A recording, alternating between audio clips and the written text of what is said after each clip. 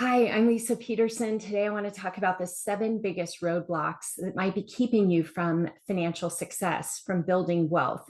If you watched any of my other videos, you know I'm passionate about helping people figure out how to build wealth on their terms. Today, I want to talk about the mindset behind building wealth. I could give you all the greatest investment strategies on the planet. And if you don't know about these mindset challenges, then you're probably not going to get as far along as you could. So I wanted to dive into that. A few years ago, my husband was diagnosed with prostate cancer, and we realized that we needed to make some changes in our life, and we needed to slow down, and we needed to focus on his health and recovery. And at that point, I decided to take a step back from my business. It was a big decision, and we've made these sorts of decisions before, but the ability that we had to make the decision to step back all comes from the fact that we've been so focused on building wealth. The choices that we have when hardships happen or difficulties happen with health, or our parents need help and we need to give for them. There are so many situations that are often unexpected that cause us to need a bigger net. And again, the mindset has a lot to do with building wealth. So that's why I wanted to talk about it today. Hey, number one, setting too unrealistic of goals. Massive goals can be super overwhelming.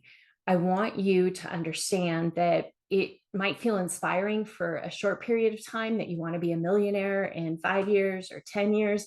But for many people, that is not motivating.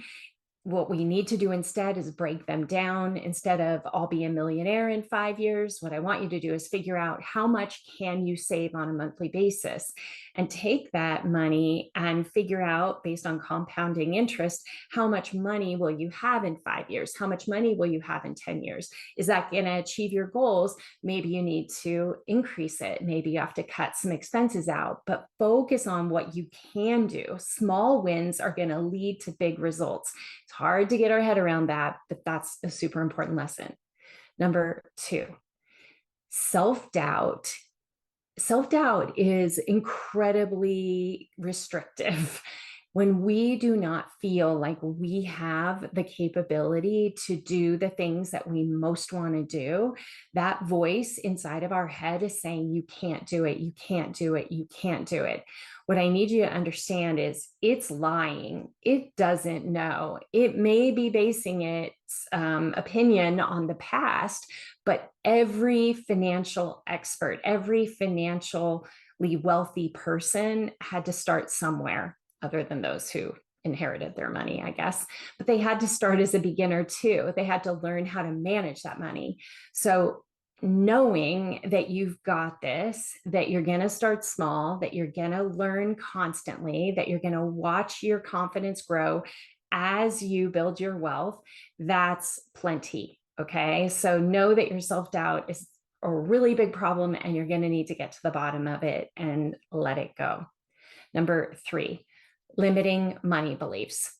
Thinking that you are bad with money, that you can't save money, that you don't know how to invest, that you don't know how to make more, that you don't know what it takes to build wealth. Just that thought alone is going to hold you back. So it's really important to realize that it is time to rewrite that story in your brain, in your mind.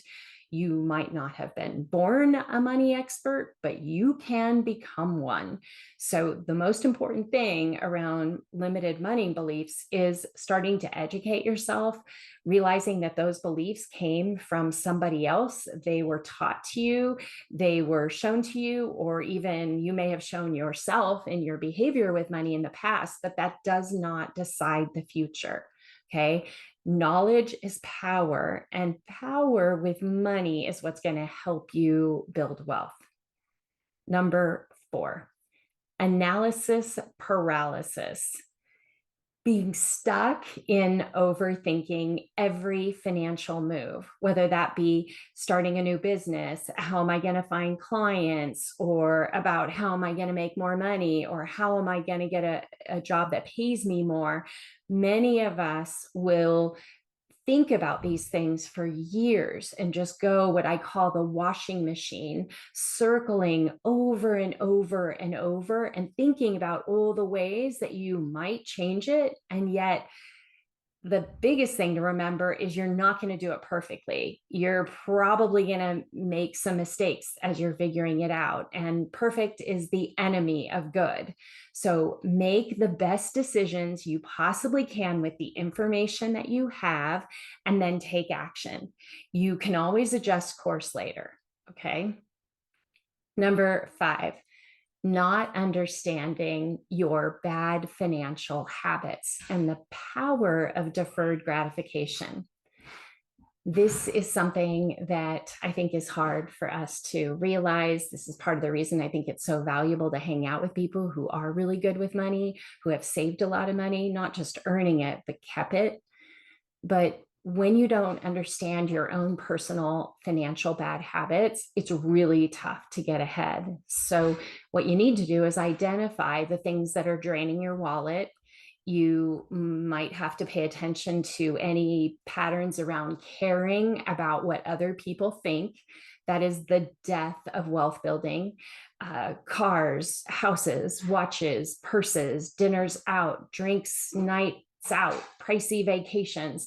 Replacing those with wealth building habits like tracking expenses, automating savings, tracking your savings, creating trackers that you see every day and put them on your refrigerator. Like, all of these lead to a big impact in your ability to have money left over at the end of the month. So you need to change your habits until such time that you might be able to lighten up. But we scrimped and we said no a lot, especially when our children were growing up. And if we hadn't, we would definitely not be in the position that we are in today with money.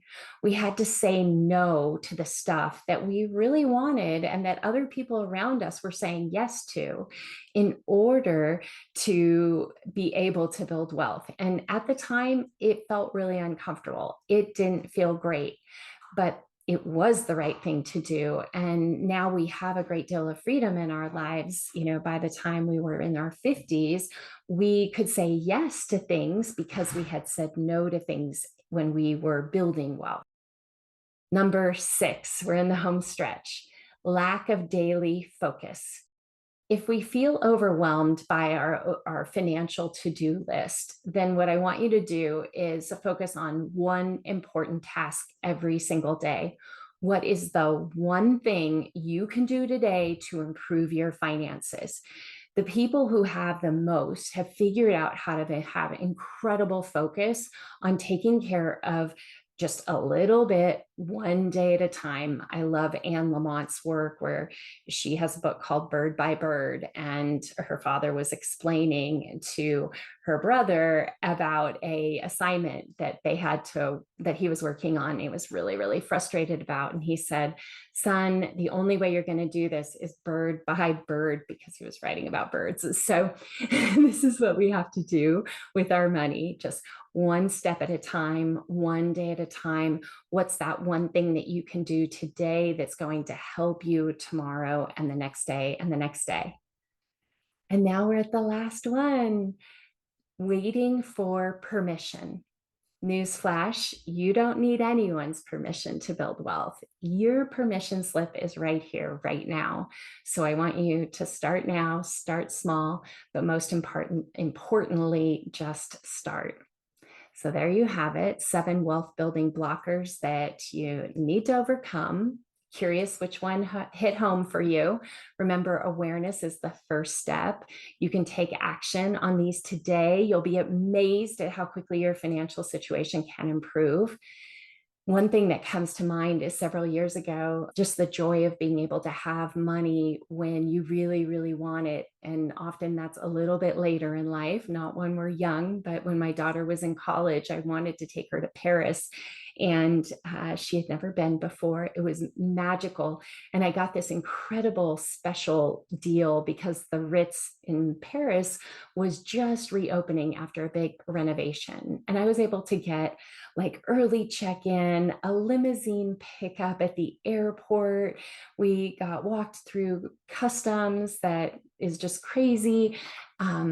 Just the most magical experience. And then arriving at the Ritz for essentially about 36 hours of one night. It cost a little over $1,000. Now it's a lot more than that. So I'm really glad I took advantage of it. But we had the most magical experience. And it was because I had saved when I was younger to be able to create these incredible experiences. After we had our magical day at the Ritz, we went to an Airbnb and spent another, I think it was like 17 days in France, exploring, having the time of our lives. But these little magical treats I found are incredibly satisfying. We didn't need to stay at the Ritz the whole time. That would have broken the bank, but we did it and we'll remember it for as long as we live. So thanks for watching. I'd love to hear what you think about this video. Tell me about your best tips for building wealth or mindset challenges you've had to overcome. See you next time.